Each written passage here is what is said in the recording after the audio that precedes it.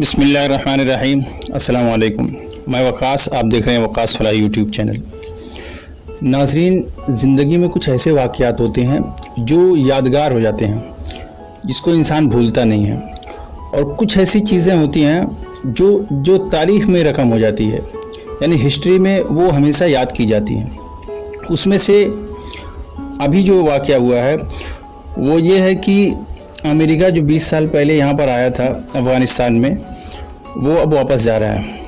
और ये सबसे बड़ी खबर आई है कि अमेरिका और नेटो फोर्सेस अफ़गानिस्तान में जो उसका सबसे बड़ा और अहम फ़ज़ाई अड्डा था वो खाली कर दिया है, और ये फ़ज़ाई अड्डा अफ़गान फोर्सेस के हवाले कर दिया है। अमेरिका ने अभी तक 6 से ज़्यादा फ़ज़ाई अड्डे अफ़गान फोर्सेस के हवाले कर चुका है।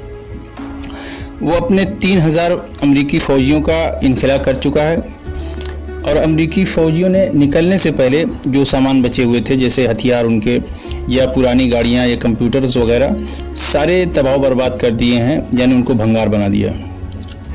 और एक ब्राउन यूनिवर्सिटी की रिपोर्ट जारी की गई थी जिसमें ये बताया गया था कि $2260 अमेरिका ने 20 सालों में खर्च किए, और तकरीबन 2,41,000 इस जंग में, अफ़गानिस्तान की जंग में मारे गए हैं। और यूएस मिलिट्री के 2,500 लोग मारे गए हैं, और यूएस कॉन्ट्रैक्टर, डिफेंस कॉन्ट्रैक्टर जो हैं वो 4,000 मारे गए हैं, और 66,000 अफ़गानिस्तान आर्मी मारी गई है, और नेटो के लगभग 1,200 लोग मारे गए हैं, और 50,000 अफ़गानिस्तानी सिविलियंस मारे गए हैं, और 51,000 तालिबान ग्रुप के लोग वो मारे गए हैं, और 100 मीडिया वर्कर और 444 इंसानी हुकूक और एनजीओज़ के लोग, और पाकिस्तान के 70,000 लोग इसमें जाँ बहक हो चुके हैं। यानी कि इतने लोग, यानी 2.5 लाख लोग तकरीबन 20 सालों में दुनिया से चले गए, लेकिन नतीजा क्या हुआ कि वही जो है वापसी वाला। और लेकिन सबसे बड़ा मसला ये है कि अब जाने के बाद यहाँ से अमेरिका करेगा क्या। यानी एशिया में अगर सबसे बड़ा जो उसका सेंटर था वो अफ़गानिस्तान था, अफ़गानिस्तान में आने के बाद वो चाइना को भी कंट्रोल कर रहा था, और उसको रूस को भी कंट्रोल करने में आसानी थी। अब वो यहाँ से जाने के बाद चाइना की जो ताकत थी, जो कि चीन कब से, अमेरिका कब से चाह रहा था कि चाइना को कैसे भी काउंटर करे, और लेकिन जो है चाइना तेज़ी से तरक्की कर रहा था, और BRI प्रोजेक्ट के ज़रिए बहुत से ममालिक में अपना बिज़नेस को बहुत ही ग्रो कर दिया था। और एक 2021 में 16 मार्च ऑस्ट्रेलिया में क्वाड की मीटिंग हुई थी, जिसमें जो बाइडेन ने कहा था कि हमें ये चाइना हमारे लिए बहुत बड़ा ख़तरा है, और हम जो इसकी नेवी है बहुत ताकतवर होने जा रही है, इसलिए हमें किसी भी तरीके से चाइना को काउंटर करना पड़ेगा। और उसमें इन्होंने एक्सेप्ट किया था कि हम जो है इंडिया को पैसे से सपोर्ट कर रहे हैं, टेक्नोलॉजी से और हथियार से, ताकि वो चाइना का मुकाबला करे। और एक दूसरी रिपोर्ट में उन्होंने ये बात कही थी कि जो 2009 में शाये हुई थी, वो रेंट कारपोरेशन करके, उसमें ये कहा था कि जो इंडिया, इसकी अमेरिका की मईशत है वो काफ़ी डाउन हो चुकी है, और उसको उठाने के लिए, उसको ग्रो करने के लिए कम से कम अमेरिका को 6 से 7 हज़ार अरब डॉलर की ज़रूरत होगी, और वो 6 से 7 हज़ार अरब डॉलर नहीं हासिल कर पाए, क्योंकि कोई नई जंग नहीं हुई है 10 सालों में, कोई नई जंग नहीं हुई, जिससे सबसे बड़ा उनका जो मईशत का डिपेंडेंसी है वो है हथियार बेचने पर, और हथियार बिका नहीं है।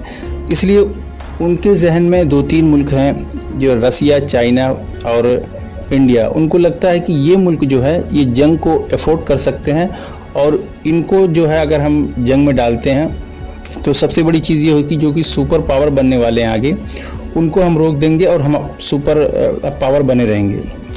इसलिए वो चाहते हैं कि हम किसी भी तरीके से लद्दाख का जो मामला है उसको भड़काया जाए, और इंडिया को जो है पुश किया जाए।